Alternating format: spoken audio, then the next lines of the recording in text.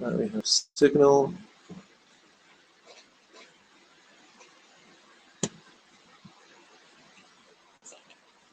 Okay.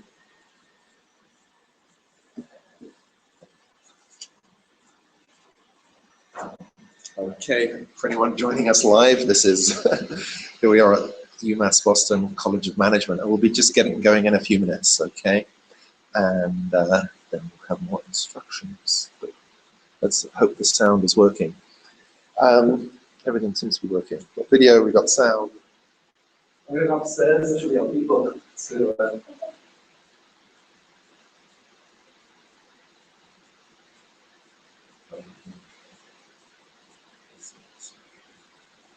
we have 32 people so that. That's one area.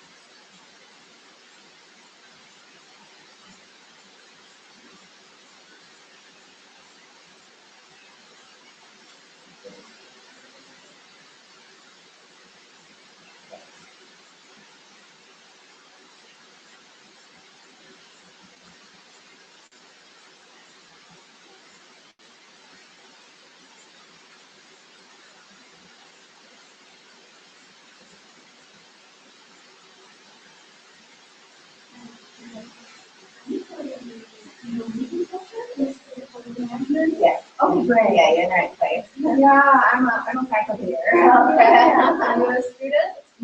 No, I'm okay, great. Oh, fine, like all year. Yeah, I'm just here for it. It's really wild for me.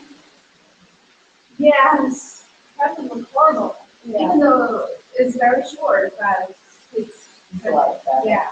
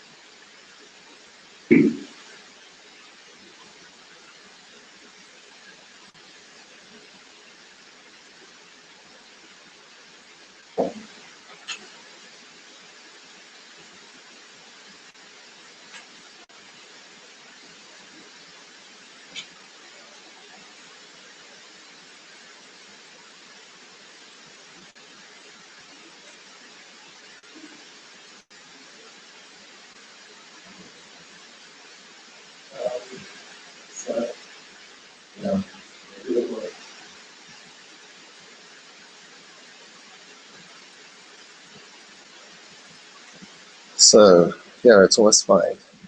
So, I'll do the screen share on this. To do the screen share,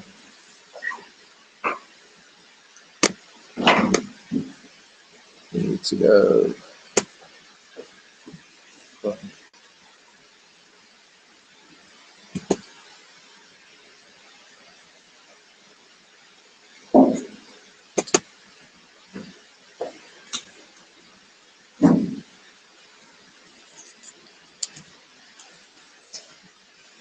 Okay.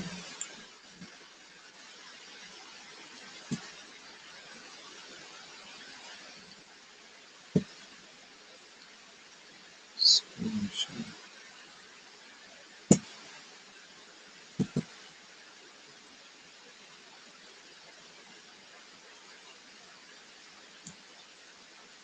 Screen sharing. Good. So for anyone joining us live, we'll be starting in just a few minutes when people find this room in the snow. And we'll be putting slides up on the screen share, but you will be able to hear us as well.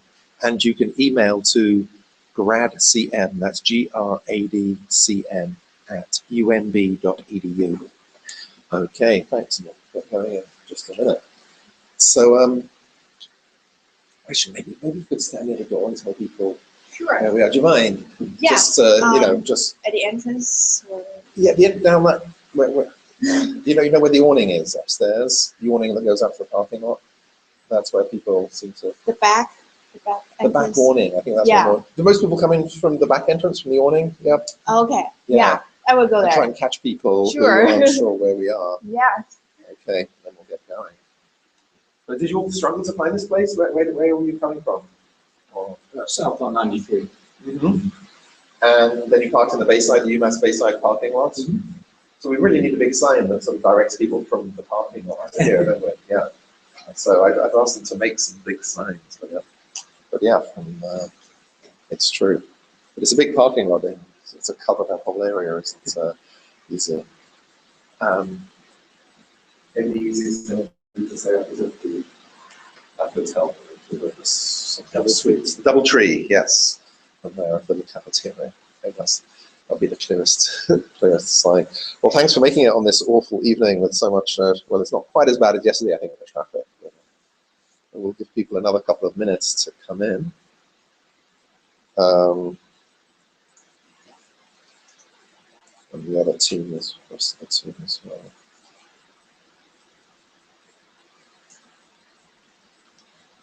All right.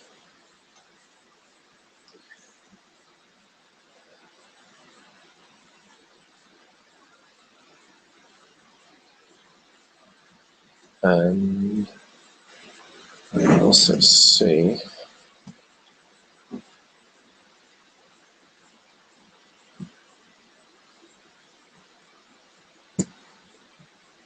we want to pick up people's emails.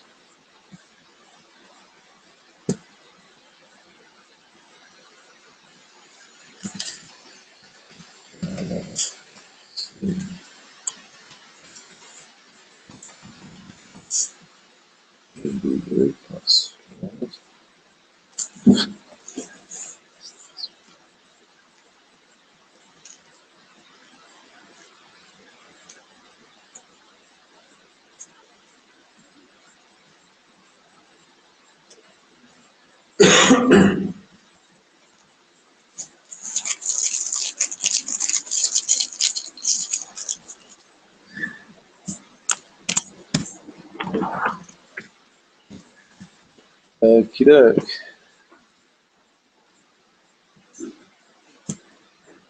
We're running a little bit late. Hi.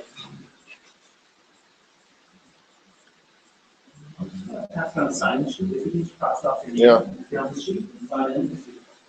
Yeah, there's the direction on the entrance of that things. Okay, out. Jeff? They put a sign in, is it way back with the roadside? Yeah, not right here. And you were supposed to get signs from the roadside, these ones we brought with us do not stand up, so. Oh, okay. Yeah. There's not much wind though, is there? Anyway, Go right over.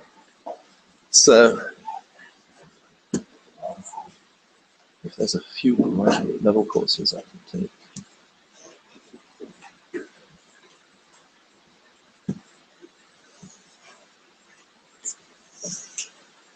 Glad that everyone can get here. We had a little bit of our own snow delay, got on the bus the last before, and had been sitting on the street for the last 45 minutes, so apologize for delay. We'll get started.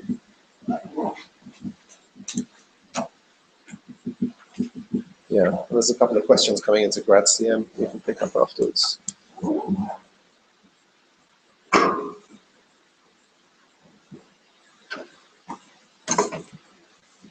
Okay, thanks.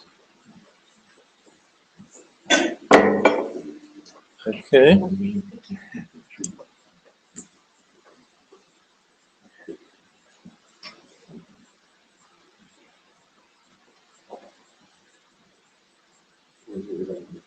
But it's how, I still think it will be useful if somebody stand up Sally because people are wandering around lost. We need a big sign for the park. That's all. Yeah.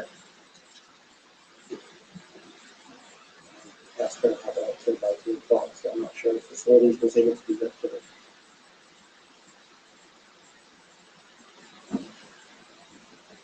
I'm doing the broadcasting. So you're doing the presentation. Yeah. Okay. So we need to get these. So you have the camera? Do you need a camera? It's all built in. We're all set. We're live. Okay.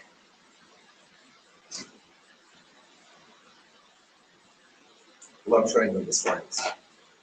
So you're okay. Okay. No, you need to get the slides up there for these folks, Oh, okay. right? That's what I mean. Presentation. So.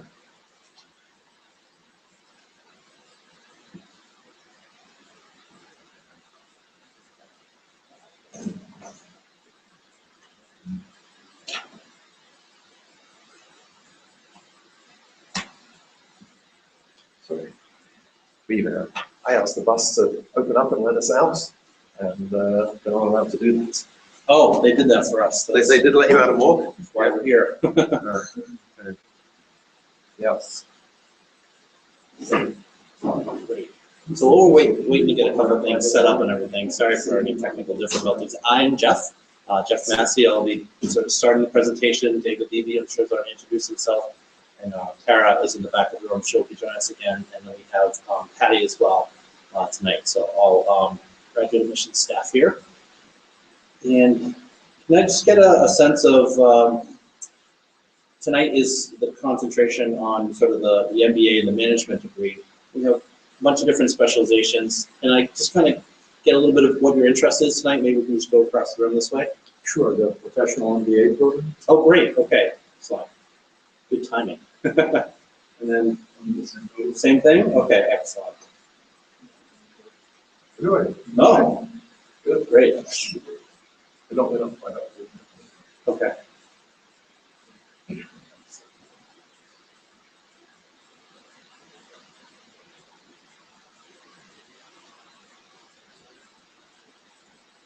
And same for you? Okay.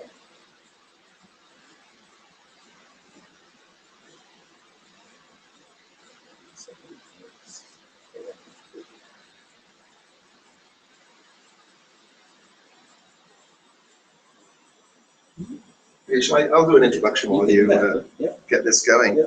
Okay. So I'm David Levy. I'm welcome again. I'm Associate Dean Graduate Programs here at the College of Management at UMass. And here here's our Dean, Dean Jorge Haddock. Do you want to say a word of welcome as the Dean? Say a couple of words. Thanks for waiting for me. I was coming from another meeting. Yeah, Thank you, David. sure. Hi, everyone. You have a small group of people that you get to know each other, I hope, by the time you leave, right? Not all about the network. My name is Jorge Haddock. I'm the Dean of the College of Management. And what you're going to be hearing today is about a program that David has led design over the last couple of weeks, the last couple of months. We're very proud of it. It's going to be very flexible, high quality. We have some of the best faculty you'll find, and I'm not saying that because I'm the dean because of that. And some of the best quality students that you'll find. I mean, I think that these graduate programs, a lot of the value comes from the network, not only with the faculty, but also the alumni and each other. And I think that's one of the gems of this program is the network that you're going to build. So you're going to be hearing about the program itself. We continue to design and redesign it based on our students' feedback. And we put a lot of effort and continue to put a lot of effort in the design of that. So please enjoy the session. Ask as many questions as you have, because most likely the question you have, somebody else would have.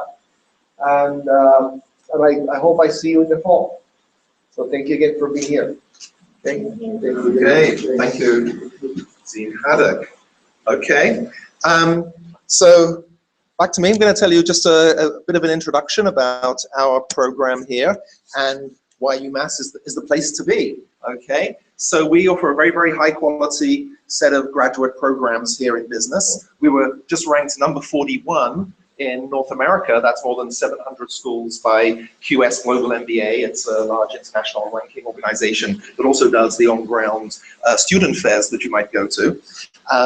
And we are part of a world-class research university, very large. Has anyone here done undergrad at UMass, or you're familiar with the place? So we're part of the UMass system, which was ranked number 91 in the world. So this is a world-class research institution. We pride ourselves on having great faculty who are involved at the cutting edge of their fields. They are also great teachers. We really look for people who will be very engaged with the students. Most of our classrooms aren't like this at all. They're actually much smaller classrooms, usually in the 30, 35 range as a cap. A lot of the graduate electives are much smaller. So there's a lot of close interaction with the faculty as well. Of course, we're located in Boston, education capital of the world, and being located right here, we have a lot of connection with the businesses in the downtown area, in finance, in healthcare, and clean tech. So that connection with business is really important to us for internships. We bring in speakers, we're doing case studies on them. There's a lot of engagement in different ways with those people. The campus itself and our program is growing. If you go to the main campus, you'll see several new buildings going up. The science building just opened this week, brand new science building with all pretty colors if you look at it at night. And you might have seen that if you drove around the campus. And the shell of the new academic building is going up. There's a plan to completely change the campus, rebuild it over the next decade or more. But the first two buildings are, well, one's up, as I said, and one's in process. But we're also expanding to this campus, this building, and taking over, I just heard today, the fourth floor is being taken over as well. That must be the air conditioning or heating, one hopes in this one. So we're growing, and a lot of ambition here. And so, seeing as everybody was interested in the professional MBA, maybe I'll jump straight into that. For a long time, at least 25 years, we've had a regular MBA program. We call it the Flex MBA, where people could take, if they want one course at a time, 5 courses. There are over 14 different specializations in everything from entrepreneurship to environmental management, to the regular things of marketing and finance and organizations and leadership. The professional MBA is a new program launching in the fall, and it's designed for people with a few years of work experience. We're saying anywhere from 2 up to 8 years of experience, and with an undergrad degree in business. And the idea then is that we waive a bunch of the core classes, and we can get you into an accelerated program, which is only 11 courses, 16 months. And that means you start in the fall, 4 semesters, you take 3 courses, 3 courses, 2 in the summer.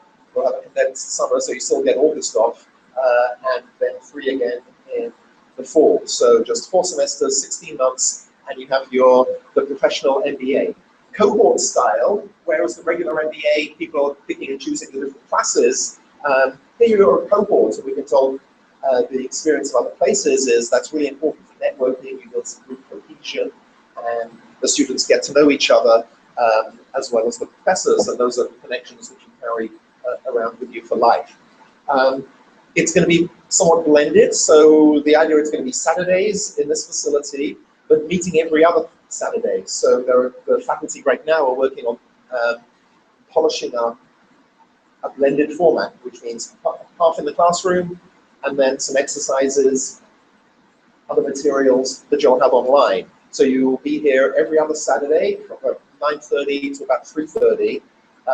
So 2 classes here, and then each class will have some online content, and 1 class will be fully online. So it's a blended format, but you're all together here. You have interaction with the professors, and you're not just cast out to the wind. You know exactly what's going on. You're anchored in the classes in this facility. And so that's the core idea of the professional MBA, taught by the same faculty.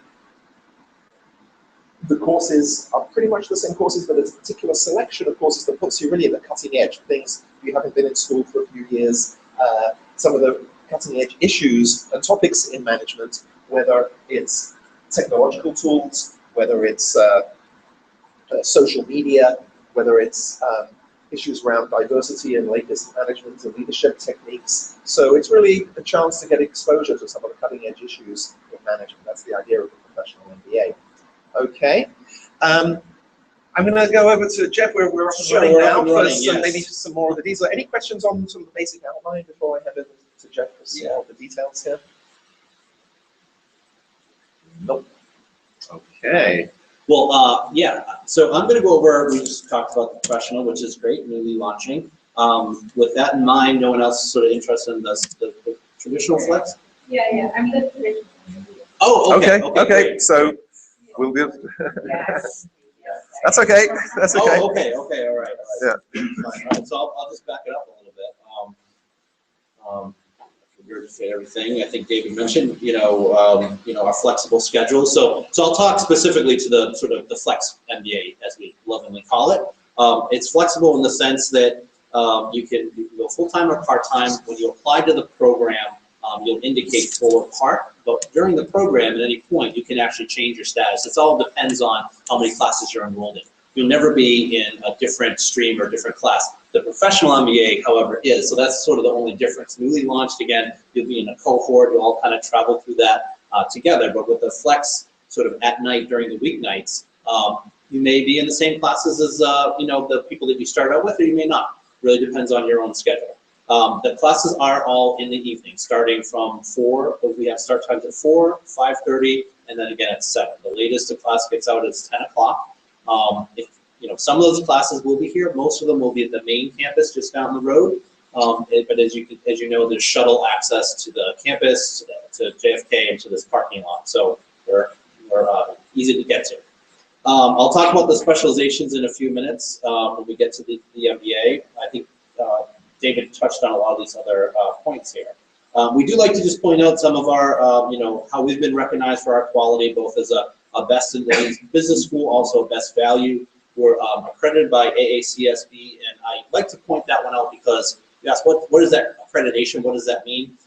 It's a select number of management schools, business schools are accredited. And what that means is we put ourselves under review every 5 years to review our curriculum, review our teaching, review our outcomes, student outcomes, how your success is. So we sort of voluntarily say, hey, grade us too. And then we're always doing that continual improvement. So, on a micro level, you're getting that in the classes, but on a larger level, our college is looking to continue to improve ourselves. So with that in mind, we do have 5 master's level programs, the MBA, which has the flex and the professional, MSA, MSF, MSIT, and MSIM. So again, I know everyone's here is interested in the MBA, so the one thing I will mention is our certificates, which we also have 4 certificates that have been newly launched within the last year or so. The great thing about these are they are predominantly, it's 4 classes to complete a certificate. The marketing one actually has 5. 2 of these are completely online, which is business intelligence and a healthcare informatics certificate. You do not need to submit test scores in order to be admitted into the certificate programs. So if you are interested in sort of getting your feet wet, taking some classes, you can do that through the certificate program. If you did want to then say, hey, actually I want to matriculate on and become a full, Flex MBA student, you can do that. You would just need at that point submit your exam scores, the GRE or the GMAT, and the classes that you took will actually count towards the degree. So there's no, you're not losing anything.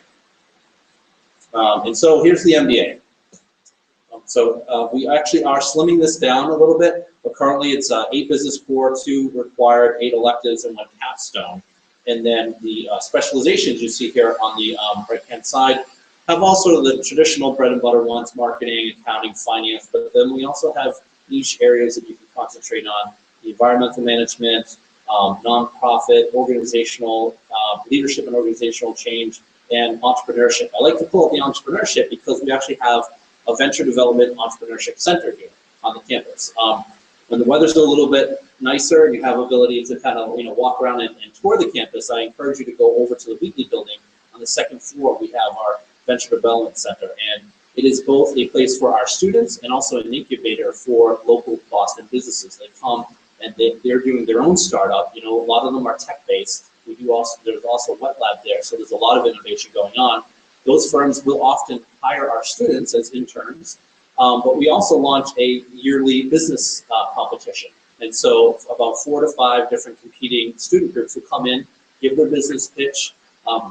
Whoever wins, they usually get awarded startup money, some money to help getting incorporated, and they're actually able to launch out of here as a student. So if you have a business idea, we can make it happen.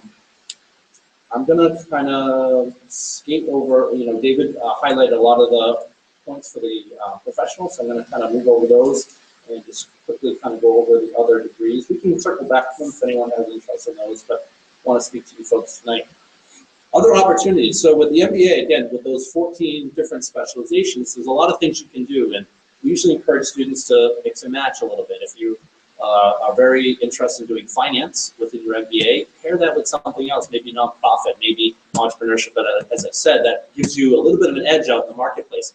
A lot of people are getting their MBAs today, and if you have sort of you've kind of carved out your niche, it's a little bit easier to be picked up. So with that in mind, we have different opportunities for you. The Bloomberg Training Room, if you're interested in getting Bloomberg certified, it is the industry standard for trading and reporting and all these things. You can go in on your own and get certified within a few weeks, and you can have that certification. And it's really a bump on your resume, because if you're applying in the financial sector, then they'll recognize that they're not going to have to stick you in a room for a week and kind of have that time wasted. We also have the master's thesis option, which is something you can pursue. This is a non-thesis master's, but if you want that extra level of recognition, then you certainly can apply for this and do a significant body of research. You do your own research work one-on-one with a faculty member, and at the end, have something that is both defendable and can be, printed in a journal, right, published. It also is a really great leg up if you are thinking of going on to a PhD program or other education, if you further your other education. Student Managed Fund is another great opportunity. Again, sort of geared toward the finance track. I always call it sort of the lab for our finance students. They can go in and make some decisions, see how that works, change this and do that. They are dealing with real money, real investments, and so they've been growing and growing. Right? Do you remember? I think it's been a couple semesters going. They've been pretty successful with that, correct? Yeah. And then in terms of our resources, we do have career services. We have a dedicated career service liaison that works directly with our students, and so you can get one-on-one appointments that will allow you to, beef up your resume, do mock interviews, help you make connections with employers. 2 times a year, we have a career fair. We have a accounting and finance career fair specifically, and then we have a general sort of campus-wide career fair as well. So take advantage of that. And then our alumni network. We have a very strong alumni network. They come in, do a lot of guest speaking, and again, provide different avenues for internships and jobs. At this point, actually, I wanted to kind of get a little more faculty input. I can talk briefly, but I wanted to have Yuri speak a little bit. Our faculty, we have our tenured faculty, we're a research institution, so I encourage you to visit the faculty pages, and you can see actually what the faculty are researching. And, the grad level, it's more than just doing a paper, turning an exam. You're making connections both with your fellow students, but also with the faculty. And so if you see someone that's working on something, David runs CERT, our Center for Environmental Sustainability. We have nonprofit professors. If you see someone that's doing something that really engages you, you can have the opportunity to work with them. And so yeah, with that, I think I'll ask Gary to come up. Do you have a couple words to mention about the classes you teach and what your area of research is? Okay. Hi everyone. My name is Zhurui Zhang. I'm an assistant professor of marketing, and at UMass Boston, I teach introduction to marketing, and also I teach. Should I be in the Yeah, screen? a little bit. Yeah. And also I teach social media marketing. And because I do a lot of research in social media, and my style of teaching is to bring the latest high-level research studies into the classroom. And besides case study, I like to apply all the theories or the latest findings from the research interests I'm working on, like social media, into the classroom. For example, I just have a work going to be forthcoming at marketing science. This is to look at how these social learnings in different networks, like from Facebook, Twitter, Pinterest, how this will influence consumers' learning. And what we find out that actually consumers may get hurt by following their friends' suggestions under certain situations, because follow your friend may not be the best option sometimes. And also what we find is that even for firms, sometimes when you utilize those social networks like Facebook to do business, it could hurt the sales of the firms. For example, if you know that Amazon has a partnership with Facebook, which means if you link your Facebook account to Amazon, you can see your friends' actions. But our research shows that actually this could hurt sometimes the firm's sales by using those social networks. So this is just one example for you that how I link those the latest research findings into my class. And another example is that with this information technology, there's a lot of digital products are being introduced every year. Think about the cell phones, the smartphone you use. And for those softwares you download from, let's say, Apple Store, most of them are actually free, right?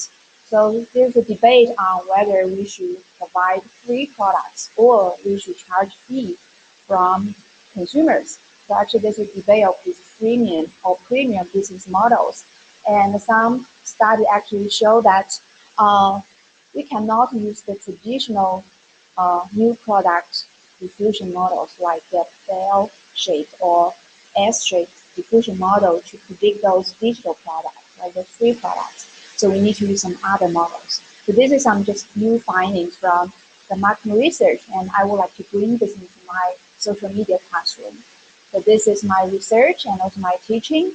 And any questions? We'll have some time at the end too if you think of some questions. So thank you very much. You're welcome. Yeah. I'll wait on my faculty hat as well. So UMass 24 years, been teaching everything from strategy, international business, teaching in our PhD program now, and business and society courses, and a long-standing interest in how business responds to climate change. You may not know it, but the deep snow we're getting now could well be a result of climate change, melting of the poles distorts the jet stream. And it shuts down business, shuts down RT. We might need billions of new dollars of investment in infrastructure. There's always very interesting environment business interfaces, like my own personal interest. We have quite a few faculty at different departments of management who are interested in that interface of business and social issues in various ways, whether it's labor, whether it's healthcare, some of the particular sectors in this area, NGOs, Boston has a very big NGO sector. So I think our faculty will find a dynamic and lively. They're they would be bringing in current events and whether it's articles from New York Times or Economist or Financial Times. We try to make it relevant to that, as well as having another foot in our own research. We get more wonky like that and trying to bridge those and make the research very relevant for you. But generally, you'll find out professors are very accessible and make the information interesting for you as well. Should we get some questions? Yeah. So, we have any questions? More specifically, or covered a lot of material. We have a little more to go, but yeah. I was curious how many students are accepting into the professional program that starts in the fall? The professional, we're aiming for a cohort of around 25. Not sure yet. It's a new thing, so we'll have to see how the market is out there. What are the, if you don't mind, what are the application requirements on that? It's been a few years since I've been to school, so I can get the transcript and all that, but what else could you require? Well, Jeff's going to hold the person for the process. Yeah, I think it's all the same, and I'll cover that in a second, if that's right. Yeah. Yeah. So I can skip to that unless there's another quick question. Okay. Yeah. So the application for any of the degrees, both the professional and the flex, it's we do have an online application. Fees are up there for domestic or international. Then required. To submit transcripts. Those are transcripts from any institution that you took classes at that have been on the official transcripts. And then we do require exams, either the GMAT or the GRE. We accept both of those impartially. So generally, students will favor one versus the other based on their background. If you have a business background, the GMAT is going to be more suited to you. If you don't, that's fine. Take the GRE, you're going to swim better in that pond, Each of the exams have their own website. You can do exams, and you can get the prep materials and things like that. We also offer a prep course on campus here. It's not associated actually with the College of Management, but the university offers that. And I'll talk a little bit more about that if you're interested in doing that. 3 letters of recommendation. Those, again, we're flexible with that. They either be all professional or all academic or a mix. So wherever you think you can get 3 people that will speak, to your best qualities and your desire to continue to learn, that's fine. If they're all employers, not a problem. Yeah. We like to have a mix, just because you are going into a grad program. So if you get someone, if you're a recent grad, or maybe you can get one. If not, don't worry about it. It's fine. Professional or fine. There's plenty of people that just have professional recommendations. Essay of interest and intent. You'll find 2 different sets of wording actually on the websites when you look on our College of Management website. We have some phrasing. The general one on the graduate admissions just says to give an essay of your intent. We just phrase it just a little bit differently to kind of give you a little bit of a prompt. So what we ask is to look at something in the industry that you're interested in and tell us how you would address it or why you want the degree. We're just trying to get a little insight into what you're going to do with the degree when you get out. So don't overthink it or anything. Just think about, oh, this is why I'm going back to school. I'm interested in stock market trends or technology trends or whatever. Just tell us a little bit about that. And then professional resume. If you've been working, great. That's great. Our average years of work is about 4 years. If you haven't, we want to see research that you've been doing or really good grades and things like that. But whatever your situation is, we need to see a resume and what you've been doing the last years. Even if it's a manager or something or whatever, that's fine. Deadlines are listed up there actually for the fall 2015. The deadline is actually going to be June 1st, so you have a little bit more time. I see a lot of heads nodding on that one, so that's good to take note of that. But I also would encourage you to apply as soon as you can. You don't want to apply June 1st.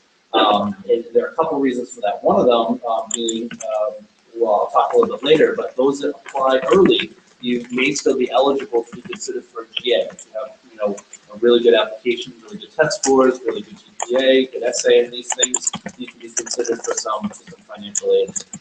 But again, I do encourage you to submit early. That being said, you can start your application and continue to upload elements. So if you put in all your demographic information, and then next week upload your resume or your statement of intent, that's okay. So just a little bit about the GMAT GRE, if people aren't familiar with it. Hopefully you are. Just visit the website, start to get familiar with it. They have different costs, different criteria as to when you can retake the exam. What we do tell students is, if you haven't been, if you've been out of school for a while, you're nervous about the exam, whatever, definitely prepare for it, but also, I use a colloquialism, use it like, take it like a Band-Aid, just take it, see where you're at, and see if you have to take it again. We'll always look at your best score, your highest score, so as long as there's an improvement, that's fine. There are minimums for both. The minimum for the GMAT is the 450, the 580 being the average. Now, I'll just talk about that quickly. When we say minimum, that doesn't mean, if you get 490, you're in. That just means that's the minimum that we will even look at your application. If it's below 450, you'd be automatically denied. 580 is really where you want to be, somewhere in that neighborhood, higher or, around that. With the GRE, it's on a different scale, so we're looking for about 305 or higher for combined score of your analytical and quantitative. Yeah, and as I mentioned, there are some classes available we're actually in the CAPS building, continuing advancing professional education. They are the ones that administer the test prep courses, so you can find that on the website there. Then our profile, let's use the 2013 up at the top. These are actual current numbers from this past semester of fall 2014. You can see our applications received, and then our acceptance rate, about half, from the students that were admitted. Again, our average UMass score and the GRE there, you can see the average GPA. What's good to point out, what we like to point out, sort of our age breakdowns, the male-female ratio, you can see down at the bottom of the left-hand column there. I mean, we're pretty evenly split. So, it's something that we take pride in. Also, our domestic international ratio. It just speaks to the diversity you're going to get in the classroom. You're going to get a real cross-section of people that are right out of school, people that have been in industry for a while, someone that's come over from India, someone that's from local in Arlington. And, together that makes a really dynamic, interesting conversation in the classroom. So while you may not be pursuing an international degree, you'll have a chance to interact with people internationally. You're going to have that as a backbone part of your education. Most popular slide, right? How much? So we have a lot of different breakdowns up here. Again, because we're predominantly have been working as a flex program, we usually break it down by cost per course. So for in-state tuition, 3 credit course is about $1,800. That's what you're looking at. And if you're doing a full, if you do the full program, if we go down to the bottom for in-state, it's about 30 grand right now. Now, a lot of that will, there's a little bit of variance in there. We do have a couple of, we have what we call a student services fee that is paid per semester. It's about $800. So if you are going part-time, that's just something to keep in mind. Even if you're taking one class, we're looking right now to kind of prorate that, but right now if you're taking one class, you're still going to pay that fee. And in the future, it will be prorated, so based on your credits, that's what you'll be paying. But those are the approximate costs there. And again, you can find full and up-to-date information on the Bursar's website. So I mentioned graduate assistantships earlier. If you get all your application materials in early, you will be considered for a graduate assistantship. You can also apply for them. So there's a very small, limited number that we sort of pre-screen, applicants for. But we do post positions to our Grad CM blog, and we do that typically at the middle to end of each semester for the following semester. And we treat it very much like a job search. We'll post all the details, what the faculty person is looking for, what your background should be, and then you apply. And you can apply to as many as you want. The faculty member ultimately makes that decision, thinks you're a good match, and what you get in return is typically 4.5 hours per week, and it is research-based. You may be doing some grading or things like that, but it's very minimal on the grading side. Your tuition is going to be waived. What we don't have on this page, but you'll find on the Bursar's page, is the breakdown ratios of the tuition versus the education operations fee. Your tuition will be fully waived. You get 1/4 of the ed ops waived. You get a stipend, and you get a percentage towards your health care. So I always say it's not, you can't live off of this if you're just getting the regular assistantship, but it does definitely help with your school costs. Any questions about that? We usually get a lot of questions about the GA, so yeah. Yeah, is that for part-time or full-time or just full-time? Part-time and full-time currently, yep. The professional course, you just take the 3 credit course cost times the 11 courses. Is that how? Pretty much, yep, yeah. That's the most of it. I was encouraged to say this earlier on. I think I forgot to mention, but I'm actually alumni of the program. So I've been through the program, and so I could talk a little bit about the class structure. I think we may have skipped over that. But yeah, the classroom there. You know, at the grad level, it is a lot of teamwork-based, you know, material that you're going to be doing. One of the classes that really meant a lot to me, and I think is impactful to you as students, is the 650 class. It's a class that you really, you know, you take very early on if you're in the flex program, and you know, if you're in the professional, you take it on early on as well. It's based around a live case study, so you're not just reading a packet, something from Harvard Business Review. You're going to be tasked with going out and, you know, finding a company, knocking on their door, making connections, telling them you're an MBA candidate.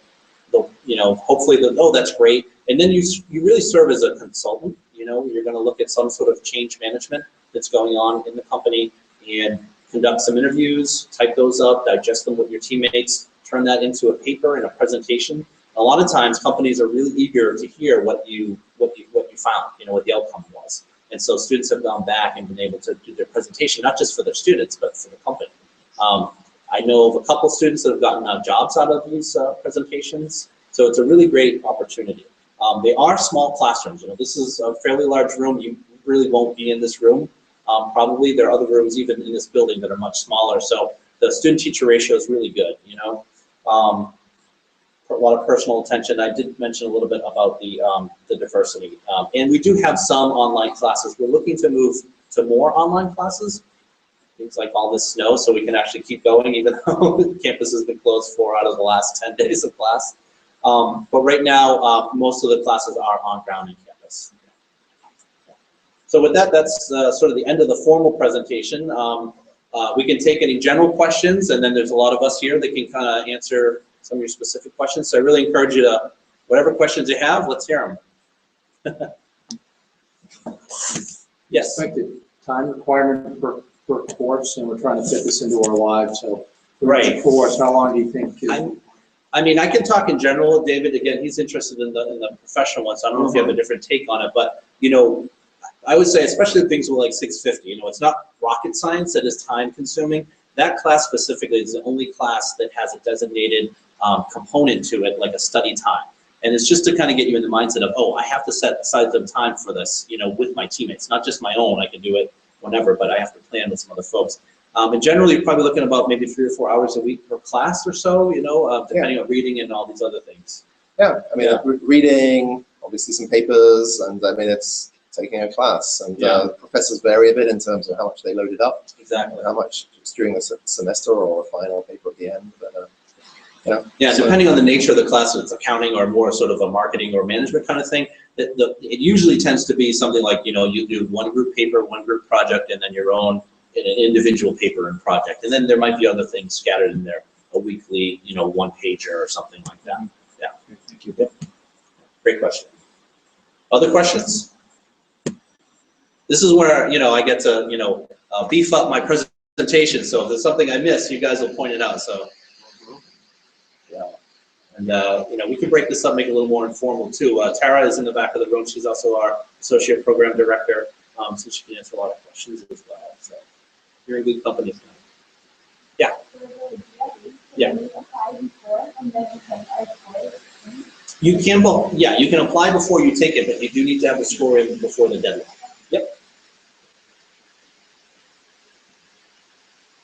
Is the professional program offered also to start in spring? Saw that on some of the. I think it'll probably only start in the fall, because it's a cohort, and you know, maybe when we build it up, we might be able to do that. But initially, I think it'll be every year because it's cohorted. So.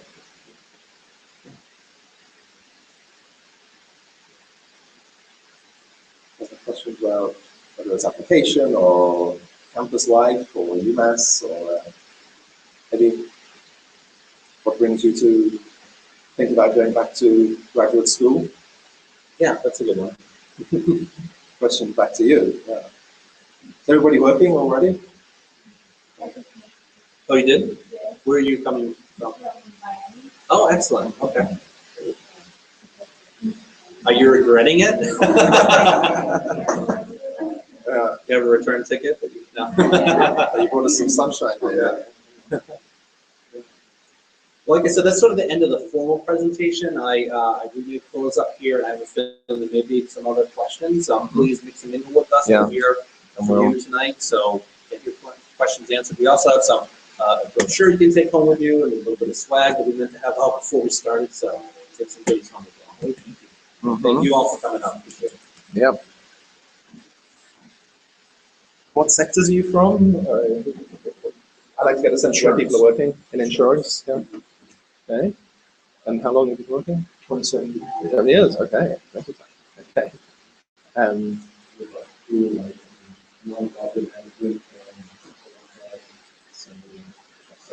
Mm-hmm. Two very different things. Okay. So you were working in Miami? Well, I know I was going to school. Uh-huh. I just graduated from psychology. Oh, great. Okay, good. Looking into that. Mm-hmm. That's the other thing I kind of glossed over, but MBA, it is sort of interdisciplinary. We get a lot of folks that don't have a business background, so you're in the right place. Yeah.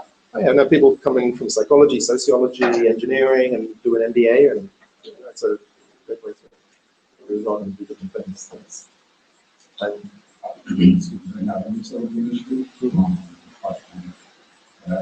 as a what? Project manager. Okay. Keep those lights on. Luckily we did all those now. We usually do in these storms. So, yeah. You balance. Okay. You bring us some shoes to show off. And, okay. Good.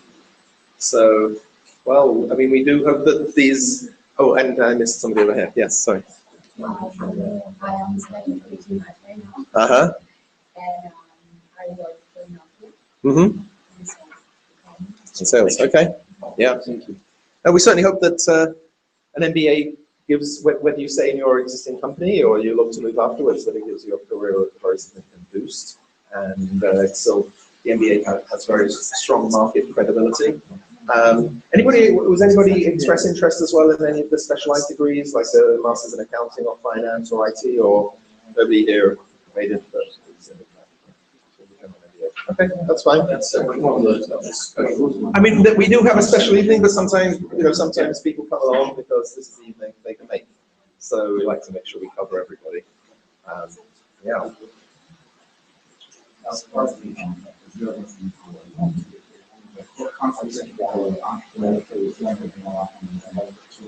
Yes, I think there should be something on there. Yeah. So, specialization. Yeah. 4 or 5 courses. Yeah. Right. You don't have to. You can just make courses that you don't have to specialize. Yeah. That's right. Specializations is just one else. It's a leadership organizations. Yeah, so you can compare and say you don't have to do that. You know what I mean? We work with students and see where they are and where they need to be. Otherwise, okay, And I'm guessing it was a few years ago, right? Yeah, so we always say that memory is reason why we do still research, we also take into consideration, work experience. So we have things foundational learning process. That's the same, but most specializations is like 2 required. I just want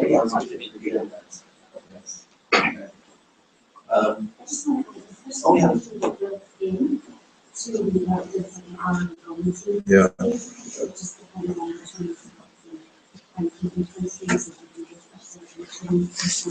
Okay. And for anyone who's been listening live, we're going to wrap this up now. But do feel free to be in touch with us from the email, the phone number, and thanks very much for joining us. And let's see how we exit this thing. Okay. Okay, thanks, and it's goodbye from UMass Boston.